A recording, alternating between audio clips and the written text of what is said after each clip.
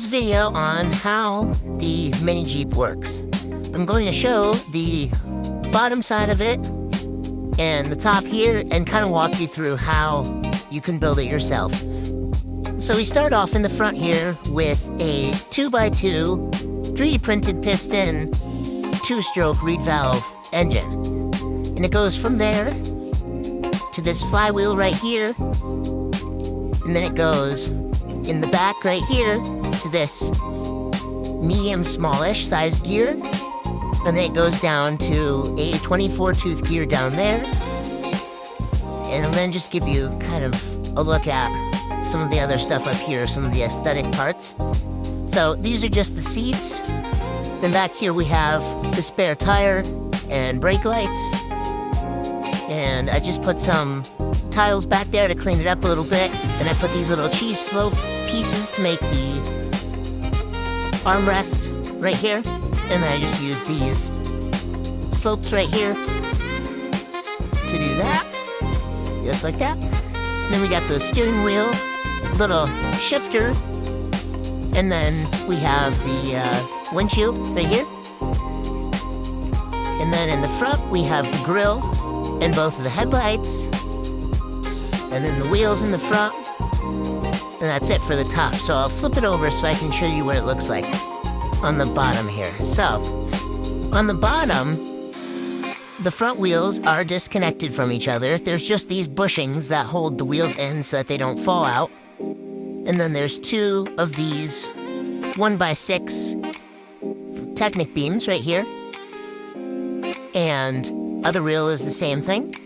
And then there's a long Technic beam that comes all the way back here to this differential. And this is the 24 tooth gear that is connected to the slightly smaller one up here to give it a small gear ratio to help it drive and have more torque. So it just comes down from there to here. And then I just have this 1x2 Technic beam with a hole in the middle, and that just kind of holds everything in place. And then there's 1x4 here. I don't exactly know why I put that there, but there is a reason. And then there's another Technic beam that is slightly shorter than this one right here, just slightly. And then it comes back here to the gear converting box with the two tiny bevel gears right there to a solid axle in the back, just like the golf cart. And then there's two of these little disc spacer things. I use these a lot for just spacing wheels. I find that they work really good. And I have quite a lot of them, so they work really good. Same thing for the other side. And then that's it. And here's a look at the frame. And as you know, I like to measure these with my measuring brick. So I'm going to just kind of measure that for you. So the width of this right here, I don't know if you can see that or not. There you go. So it's that long, that many studs wide. And then this part is this many studs wide right here. Just 6 studs right there. And then it just comes back to this little box part right here. I don't exactly know what the part number or name is of this part, but I'm sure you guys have one of these. They're just these little kind of frame pieces. It's like a bunch of these beam pieces all connected together kind of in a box shape. And they're great for making differentials and solid axle gear converting boxes, whatever you want to call those. They work really good for that, and I use them for tons of stuff. Like as you can see right here, I've got the same thing on the Honda Civic. If you didn't see that video, it's basically the exact same thing. Smaller form, and then regular car-sized form. This is a comparison of how small it is compared to the Civic. It's quite small. It's actually a lot smaller even than the golf cart. Here, I'll pull it over here for you. It's actually, yeah, it's smaller than the golf cart. So it's like 4, maybe 5 studs shorter than the golf cart. So it's probably one of my smallest vacuum engine cars that I've ever built.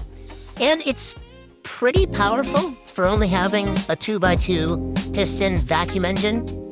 So it does run pretty good, and it is fast. It's probably not going to give you the most torque unless you gear it down more than this.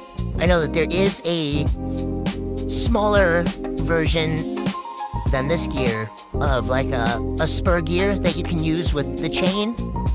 I can't use I think it's 6-tooth, like the really the small tooth gears, really tiny ones, because the chain does not want to sit on it and it just slips. So that's why I have to use this one. This is the smallest gear that I have that the chain will actually grab onto and that will actually make it drive. So if you guys have a smaller gear, you can definitely use it, but I just don't have one. Same thing for the one on the bottom. I mean, I was just trying to get good ground clearance, and as you can see, it sticks out a little bit. But if you guys have a gear that's slightly larger, I don't even know if LEGO makes a slightly larger gear than this 24-tooth one. But if you have it, you can definitely use it, and it will give you more torque than this particular model has. But yeah, I hope that helps you guys build Jeep for yourselves.